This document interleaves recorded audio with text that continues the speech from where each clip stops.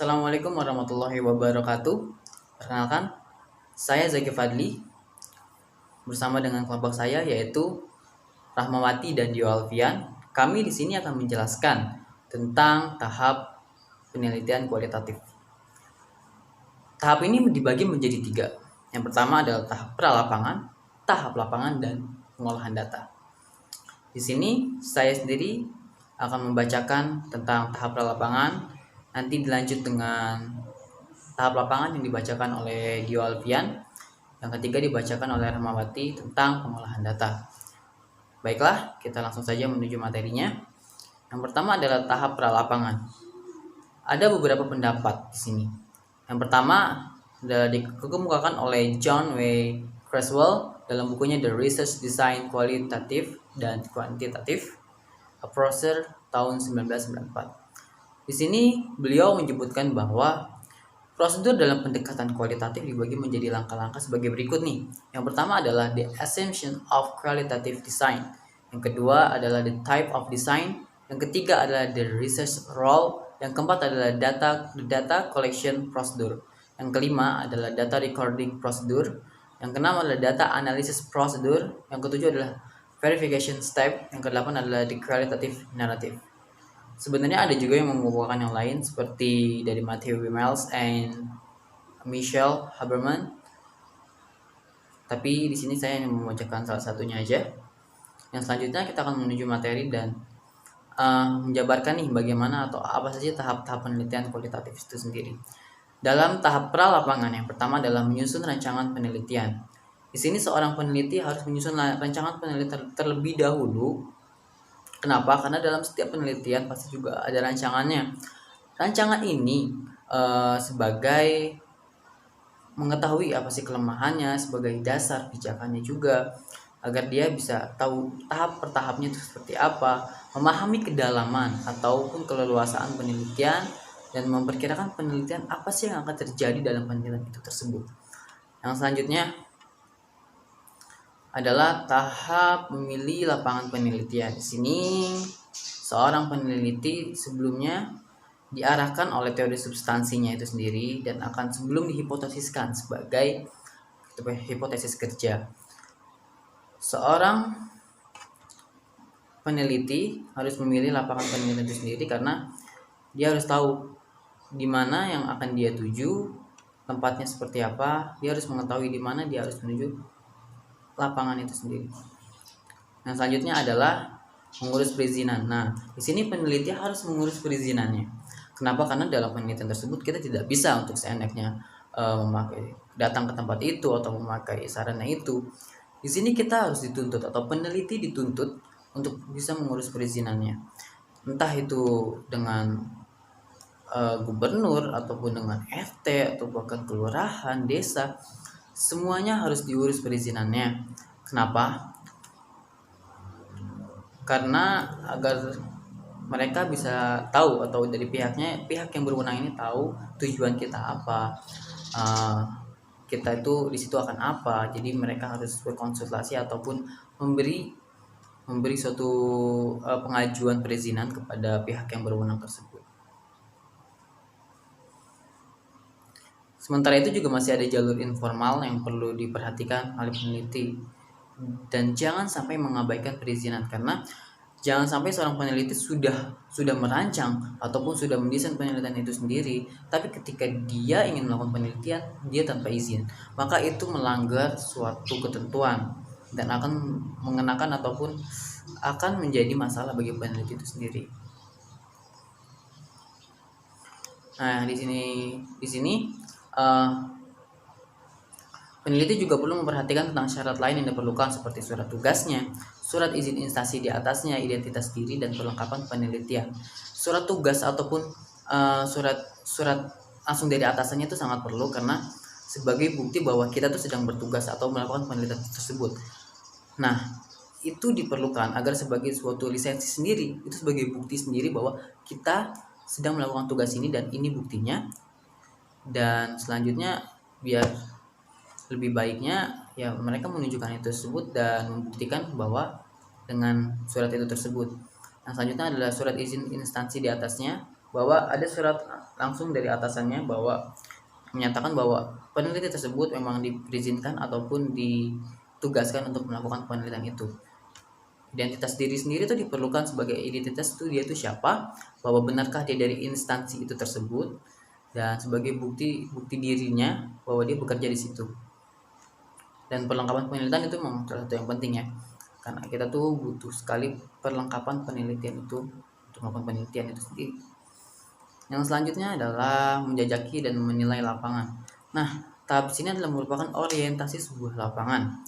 Dalam hal ini, seorang peneliti itu menilai keadaan lapangan dan melihat kondisi daerah tempat penelitian itu seperti apa, dan memiliki gambaran seperti demografinya ataupun suatu tentang geografinya, sejarahnya, tokoh-tokohnya di situ, adat istiadatnya di situ, agar konteks-konteks dalam pemahaman dia ketika datang itu sudah tahu, ataupun dia memiliki penggambarannya bahwa tempat ini seperti ini, dan dia sudah punya hal yang harus disiapkan ketika dia datang ke situ sendiri. Dan selainnya ada kebudayaannya, kebiasaannya, agamanya, pendidikannya, mata pencahariannya. Di situ mereka harus perlu tahu, mereka harus ada gambaran ketika dia ingin melakukan penelitian tersebut, karena hal ini akan membantu peneliti untuk lebih baik dalam melakukan penelitian. Dan maksud dari situ tuh ya intinya mengenal segala unsur lingkungan, fisik, dan keadaan di sana, karena seseorang harus memahami suatu hal, ataupun ketika seorang peneliti ingin melakukan penelitian, mereka harus memahami konteks dari tempat itu sendiri. Dia harus memahami bagaimana tempat itu, keadaannya, segala kondisi fisiknya, agar dia dapat lebih mampu menyiapkan dirinya, menyiapkan mental, dan menyiapkan segala hal yang diperlukan ketika dia melakukan penelitian di tempat itu. Dan yang selanjutnya,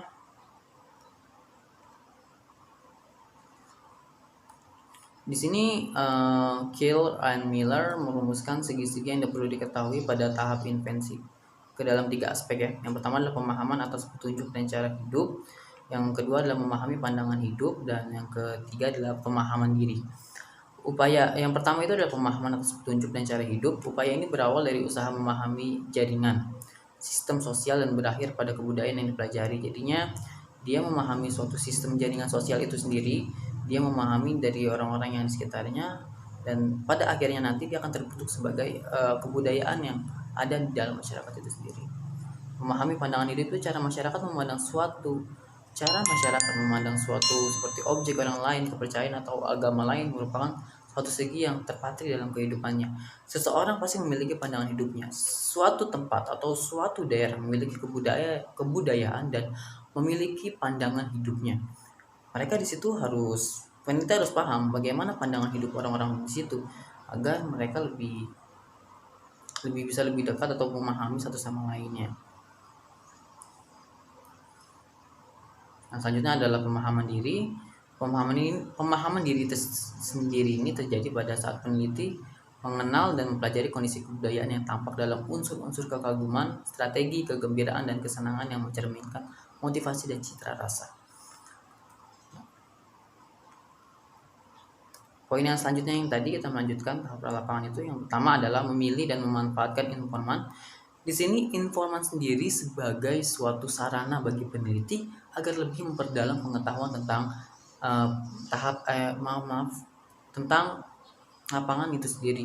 Jadi informan ini memberitahu bahwa di tempat ini seperti ini, di tempat itu seperti itu. Jadi memberikan suatu edukasi kepada pemahaman ataupun pengetahuan kepada peneliti tentang bagaimana tempatnya atau kondisi latarnya.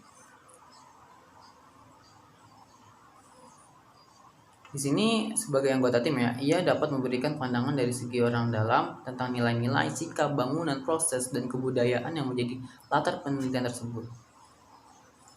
Dan seorang informan ini yang pertama adalah harus jujur, taat pada janji, dan patuh pada peraturan, suka berbicara, tidak termasuk anggota salah satu kelompok yang bertikai dalam latar penelitian, dan memiliki pandangan tertentu tentang peristiwa yang akan terjadi. Kegunaan informan ini adalah membantu agar secepatnya dan tetap seteliti mungkin dapat membenamkan diri dalam konteks tepat, terutama bagi peneliti yang mengalami latihan etnografi, Linnon, dan Guba. Di samping itu sendiri nih ya, pemanfaatan informasi bagi peneliti ialah agar dalam waktu yang relatif singkat banyak informasi yang terjadi. Pokoknya seorang informan itu memberikan informasi kepada peneliti agar lebih cepat dan memudahkan peneliti dalam melakukan penelitian tersebut. Selanjutnya adalah menyiapkan perlengkapan penelitian. Tentu hal ini harus ketika dia ingin melakukan penelitian, dia harus mempersiapkan segala perlengkapannya. Dari A sampai Z semua harus disiapkan agar perlengkapan ini tuh sudah tepat, dan ketika dia akan pergi ke tempat atau lapangan itu, dia sudah mempunyai perlengkapannya dan sudah siap tentang penelitian tersebut.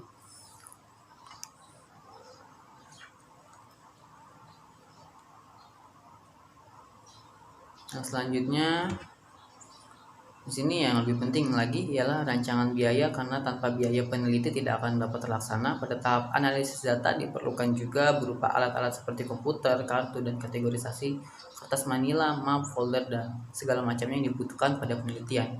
Pokoknya seorang peneliti harus menyiapkan segala kebutuhannya dan sedetail mungkin kebutuhannya agar dia ketika melakukan penelitian tidak ada hal yang rancu atau bermasalah, karena dia telah menyiapkan semua data ataupun semua kebutuhan dalam penelitian tersebut. Nah, selanjutnya adalah persoalan etika penelitian. Di sini seorang peneliti harus memiliki suatu etika. Peneliti harus hormat kepada tempat yang akan ia kunjungi, kepada masyarakat, pada adat dan budayanya. Seorang peneliti dituntut harus memiliki sikap itu, karena ini akan menjadi acuan dari peneliti tersebut. Memang seorang peneliti harus memiliki etika yang baik. Nah, di sini tuh hal itu dilakukan untuk pengamatan, berperan serta, wawancara mendalam, pengumpulan dokumen, foto, dan sebagainya. Peneliti akan berhubungan dengan orang-orang di sana, dan secara perseorangan maupun kelompok, maka dia harus memiliki etika yang baik ketika berbicara dengan orang, karena ia akan mencerminkan bahwa diri dia seorang peneliti, dan seorang peneliti harus taat kepada apa yang ada. Dia tidak bisa seenaknya, dia tidak bisa beretika buruk di situ. Mereka harus mengikuti apa yang ada di dalam tempat itu sebagai dan sebaik-baiknya agar bisa diterima baik oleh masyarakat. Karena di sini peneliti juga dituntut untuk bergaul, dia dituntut untuk bisa berinteraksi, bisa berkumpul dengan orang-orang. Maka di situ diharapkan sebagai peneliti harus bisa menghormati adat dan budaya dan segala macam hal yang ada di situ, dan harus beretika dengan sebaik mungkin agar masyarakat sendiri bisa menerima keberadaan dari peneliti tersebut dengan baik dan bisa memberikan informasi yang ingin didapatkan peneliti dengan sangat detail dan lengkap. Baik, mungkin itu saja definisinya atau pemaparannya. Selanjutnya akan dibahas oleh teman-teman saya. Terima kasih. Saya Dio Alfian Jasber Tanjung, saya akan menjelaskan tentang tahap lapangan. Yang pertama, pembatas latar dan penelitian. Peneliti harus memahami latar penelitian untuk bisa masuk ke tahap pekerjaan lapangan. Adapun dua jenis pembatas latar. Pertama, latar terbuka pada lapangan penelitian dapat berupa di mana saja, di mana peneliti hanya menggunakan teknik pengamatan dan bukan wawancara. Serta peneliti harus memperhitungkan latar terbuka untuk pengumpulan data agar efektif. Pada penelitian ini latar terbuka, hubungan peneliti dengan subjek tidak terlalu dekat. Yang kedua, penampilan. Peneliti harus bisa menyesuaikan kebiasaan, adat, budaya, dan tata cara subjek yang ditelitinya. Selain itu, sikap yang bagus yang harus diperlihatkan. Sikap peneliti juga perlu disesuaikan dengan keadaan, kebiasaan, kepercayaan, peraturan, dan lain sebagainya. Peneliti harus menjaga sikap di depan subjek penelitian, agar mereka tidak merasa terganggu, tidak senang, atau bahkan terabaikan.